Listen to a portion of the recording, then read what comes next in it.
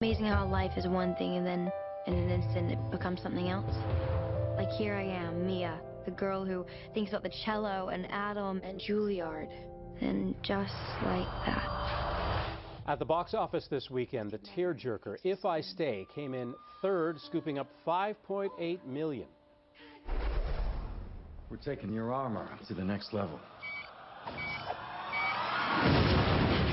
The Teenage Mutant Ninja Turtles battled their way back to second, bringing in $6.5 million. We're not going to stand by as evil wipes out the galaxy. I guess we're stuck together. Partners. And Guardians of the Galaxy conquered the box office for a fourth week in a row, taking in more than $10 million. The cosmic comedy is already the biggest film of the year. And that's a look at the current box office, but in Toronto, they're obsessed right now with offerings at the International Film Festival.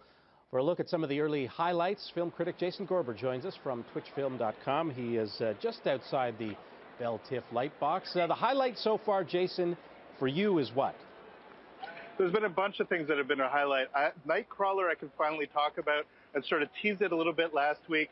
Nightcrawler is an astonishing film. It is, for me, as I said, it is my generation's network. I love Lulu Madam Original, but what's terrific about Nightcrawler is you got Jake Gyllenhaal playing one of those guys that run around Los Angeles late at night with their video cameras, taking shots of like accident victims and stuff like that and selling it to media. And the new media landscape, particularly in the United States, the whole sort of tabloid media and the way that some news organizations there are sort of pushing the limit, it's a really astonishing thing. And when you sort of like me once in a while on television, it has a certain added sense to it, but it's a really amazing film that's super smart. And it's one of the big films that is playing here this year's festival. What kind of reception did it get? So far, the reception has been really strong. I had a chance to speak with Jake yesterday in an interview, and he seemed really pleased. He's one of the producers on the film. And here's an actor who's choosing some really extraordinary work. He was here last year at TIFF with two films, Prisoners and Enemy, both by Denis Villeneuve, Montrealer. So you got a guy who could be making whatever he wants to make, and he's choosing to make these really gritty and edgy sort of independent films because that's what he really wants to see as both a producer and a performer.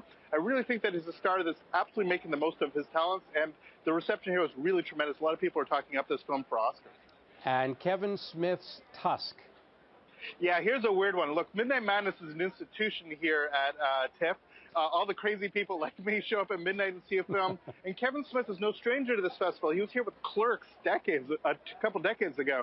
Tusk is a very weird film, but in many ways it's also a sweet film. It's Kevin Smith back to his storytelling roots. This is a film about people telling stories. You have people like Michael Parks and a sort of secret guy that I won't talk about, but he's in the film, and one of the world's biggest superstars has a cameo under another name.